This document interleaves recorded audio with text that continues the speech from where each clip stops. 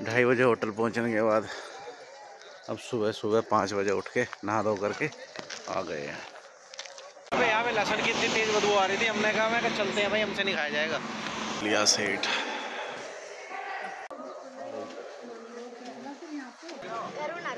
घर बना रहा है, ईंट का घर। 50 एकड़ के अंदर इस तरह से 113 मंदिर है जो 50 राजा बनाकर रानियों ने जौहर किया है, जो 3 हमलों हुए थे 250 सालों के अंदर। तो 40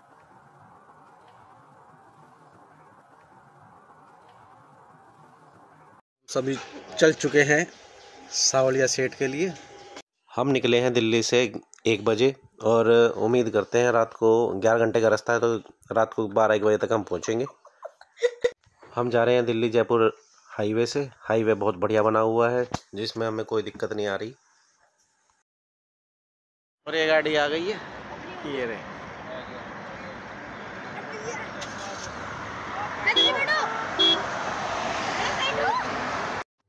सही मायने में देखा जाए तो हमारी गाड़ी ने स्पीड अब पकड़ी है और इस बढ़िया से रोड का आनंद उठाते हुए सभी बड़े पे चल रही है।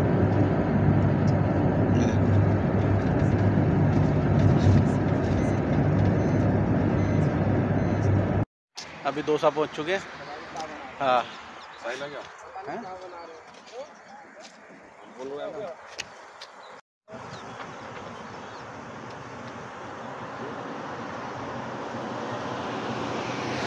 यहाँ सभी खाना खाने के लिए रुके हैं। अभी सबको भूख लग रही है, बस वेट हो रहा है। हमारी गाड़ी पीछे रह गई है, उस गाड़ी का इंतजार कर रहे हैं। गाड़ी आ जाए फिर आगे चलते हैं। और ये देखो कनव आ गया मेरे पास। हाँ भाई, भूख लगी है आपको? हाँ।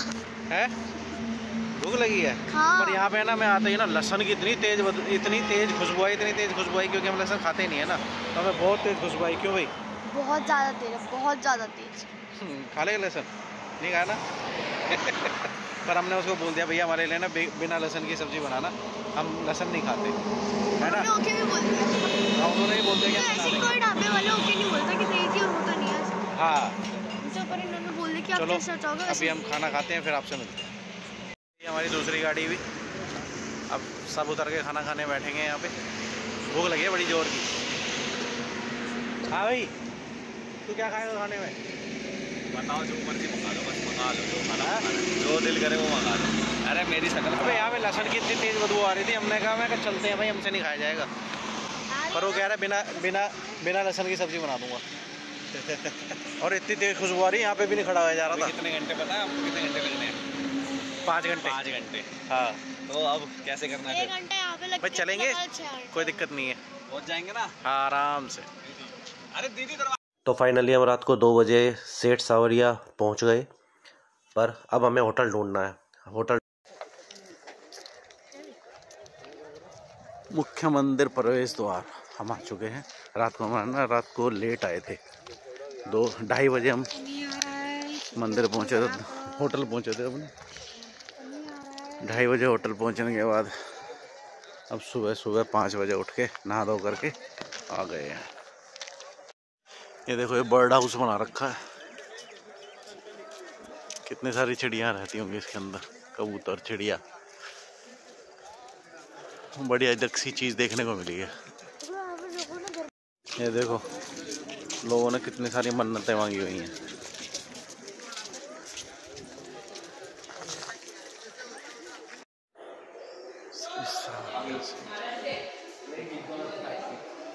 कनव कैसा लग रहा है? ठंडा है भाई।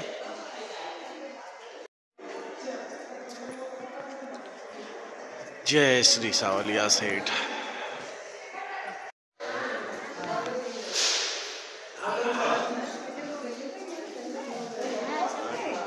क्यों?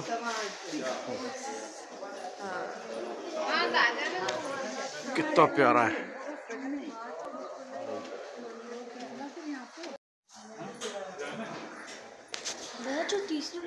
इधर लाइन में लग के जाएगी, जेंट्स की लाइन अलग है, लेडीज़ की लाइन अलग है।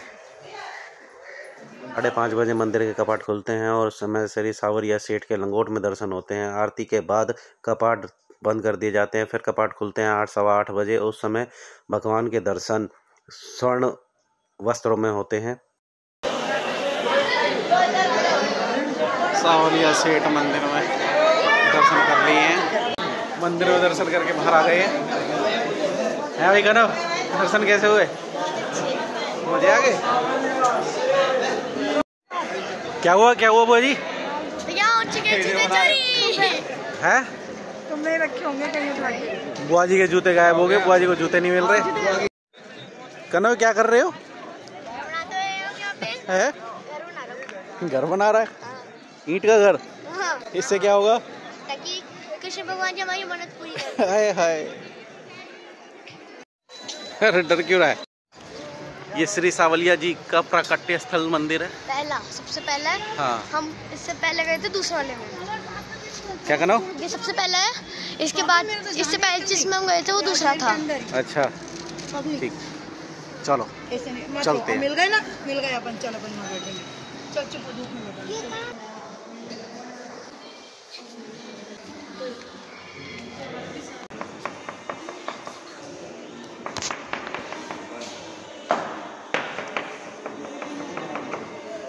सावरिया सेठ जी के दर्शन करने के बाद हम निकल पड़े हैं चित्तौड़गढ़ का किला देखने के लिए, जिसकी दूरी है 37 किलोमीटर और समय लगता है 45 मिनट। ये हम आ गए हैं चित्तौड़गढ़ में, शिवजी जी के मंदिर में। चित्तौड़गढ़ के किले के बारे में हमें जानकारी जो चाहिए थी, इसलिए हमने एक गाइड किया ताकि वो हमें सारी जानकारी दे सके कहाँ पे क्या कुछ है, क्योंकि हम पहली दफ़ा चित्तौड़गढ़ के किले में जा रहे थे। उन्होंने हमें सारी चीज़ एक एक तरीके से बताई और हमें भी समझ में आई। 13 किलोमीटर का 750 एकड़ भूमि का, जिसके ऊपर 50 राजा ने राज किया था 1500 साल तक। 5वीं शताब्दी में चित्रागंधा मौर्य ने बनाया, 8वीं शताब्दी में बप्पा रावल आए थे, तो अभी तक भी चल रहा है क्षत्रिय पीढ़ी। तो 750 एकड़ के अंदर इस तरह से 113 मंदिर है जो 50 राजा बनाकर गए थे। उन 113 मंदिर में सबसे बड़ा मंदिर आता है ये वाला। इस मंदिर का नाम है कुंभश्याम। महाराणा प्रताप के दादा के परदादा थे महाराणा कुंभा, तब उन्होंने ये मंदिर बनाया था 600 साल पहले। तब विष्णु भगवान के वराह अवतार का मंदिर था ये। तब मुगलों के अटैक हुए थे कंटिन्यू, तो उन मुगलों के अटैक में ये टूट गई थी वराह अवतार की मूर्ति जो थी, मुगलों ने तोड़ दी थी। कई सालों तक खाली था ये मंदिर।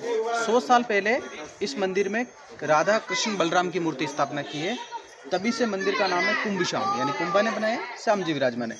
ये गरुड़ भगवान है जो भगवान कृष्ण जी के जो वाहन है, क्योंकि भगवान कृष्ण की मूर्ति अभी जो श्याम जी की पूजा हो रही है। और छोटा जो मंदिर आता है इस तरफ बना हुआ लेफ्ट साइड में, ये आता है अपना संत मीराबाई, वही मीरा कृष्ण वाली। जैसे चित्तौड़गढ़ को महाराणा प्रताप के लिए भी जानते हैं, महारानी पद्मिनी के लिए जानते हैं, दासी पन्नाधाई के लिए जानते हैं, और संत मीराबाई के लिए भी जानते हैं। मीराबाई का जन्म हुआ था आज के 500-600 साल पहले हमारे राजस्थान का नागौर जिला था मेड़ता शहर। राठौड़ परिवार में उनका जन्म हुआ था 1499 में। 1518 में शादी हुई थी भोजराज के साथ मीरा जी की। भोजराज किसके थे? महाराणा सांगा के। महाराणा सांगा का सबसे बड़ा बेटा महाराणा प्रताप के बड़े वाले काका थे वो। तो मीरा जी एक मूर्ति लेकर आई थी भगवान कृष्ण की, क्योंकि भगवान कृष्ण की बचपन से उनका परिवार पूजा करता था, तो बचपन से लगाव भगवान कृष्ण की भक्ति के अंदर हुआ था मीरा जी का। महलों में तो उसको पूजा पाठ नहीं करने दिया था, तो इस मंदिर के अंदर वो भक्ति करती थी भगवान कृष्ण की। पति की मृत्यु के बाद उनके देवर ने बहुत परेशान किया मीरा को। विक्रम सिंह के नाम से था उनका देवर। फूलों की टोकरी में सांप भेजा, इसी मंदिर में फूलों की माला बन गया। फिर उसको जहर पिलाया, इसी मंदिर में वो अमृत में बदला। फिर मीरा चित्तौड़ छोड़ के द्वारका चली गई थी, गुजरात, गोकुल मथुरा वृंदावन होते हुए द्वारका। वहाँ जाके भगवान कृष्ण की मूर्ति में समा गई थी मीराबाई। फिर दोबारा कभी चित्तौड़ में नहीं आई थी। अभी जो इसमें मूर्ति है मीरा और कृष्ण की है, ये 20 साल पुरानी मूर्ति है, गवर्नमेंट के द्वारा स्थापित की हुई है, जो अभी पूजा हो रही है मार्बल की। मंदिर के सामने संत रविदास की चरण पादुका है मीरा के गुरु की। तो सब ये कुंभश्याम मंदिर है और वो मीरा कृष्ण का मंदिर है। तो दोनों मंदिर देख लीजिए, फिर हम आगे चलेंगे। विजय स्तंभ, हाँ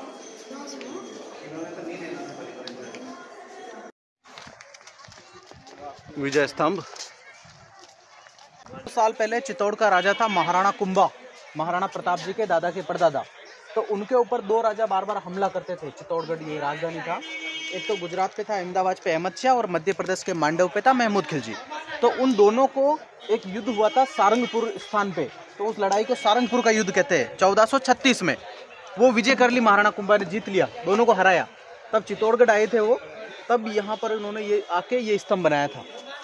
इसका नाम है विजय स्तंभ, विक्ट्री टावर, जो महाराणा कुंभा ने सारंगपुर का युद्ध जीत के अहमदाबाद और मांडव के महमूद खिलजी को हरा के फिर ये बनाया था, जो भगवान विष्णु को समर्पित है। यानी ऐसा कोई अवतार नहीं भगवान विष्णु का जिसमें ना हो विजय स्तंभ में। 9 मंजिला है। 9 ही मंजिल के अंदर भगवान विष्णु के अलग अलग अवतारों की मूर्तियां हैं। ऊपर दर्शन करने के लिए भी उन्होंने सीढ़ियाँ भी बनाई 157 ऊपर जाने के लिए। 122 फीट इसका हाइट है। तो अभी बंद है ये, 3 साल हो गए इसको बंद किए गवर्नमेंट ने। तो अभी आने वाले टाइम में कभी भी खोल देंगे इसको। तो ये 10 साल में बना था विजय स्तंभ उस जमाने के अंदर, जो महाराणा कुंभा के द्वारा बनाया गया था इसको। 10 साल में बिल्कुल 1438 से लेके 48 के मध्य ये बना था विजय स्तंभ, जो ये भगवान विष्णु को समर्पित है। हमारे राजस्थान पुलिस का लोगो है ये। शिक्षा माध्यमिक बोर्ड पे भी इसका फोटो है जो देखा जाएगा। तो ये है विजय स्तंभ जो विजय के उपलक्ष्य में बनाया था, यानी किले का मेन जगह थी अपना विजय स्तंभ। हम ये किले में घूम रहे हैं। अभी हमने देखा विजय स्तंभ और आगे देख रहे हैं। ये देखो कितना प्यारा लग रहा है। यहाँ तो नरक खाली जगह से कहां। ये क्या है, इसको क्या बोलते हैं? ओ भाई उनसे पूछो ना गाइड से क्या है। पता नहीं लग रहा पर अच्छा लग रहा है।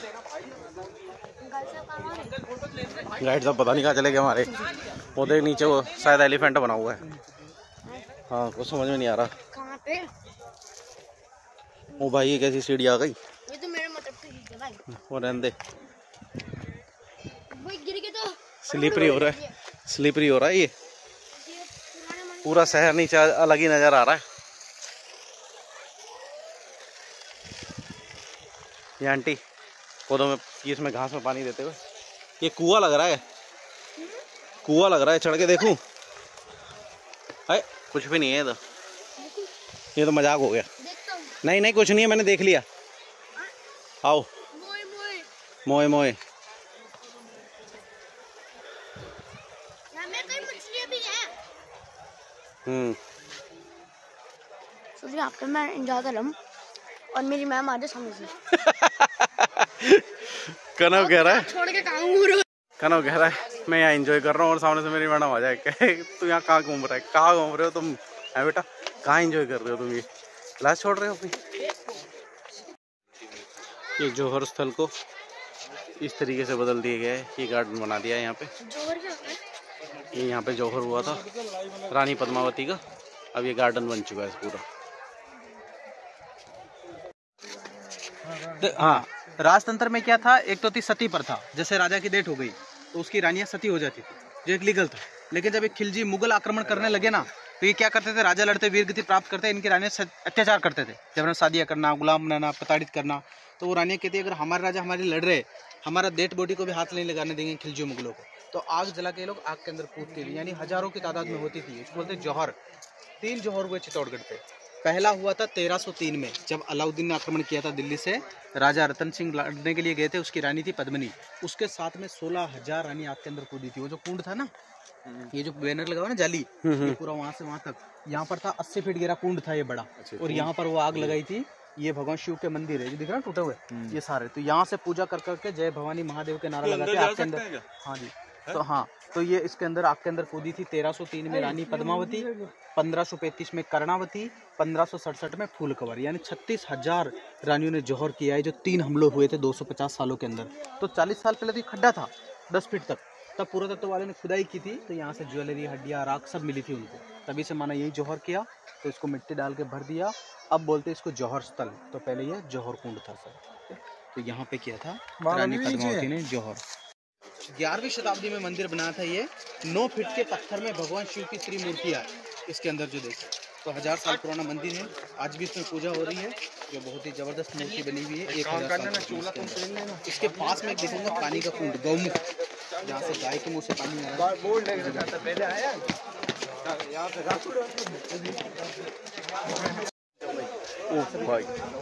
पहले इधर आ जाओ।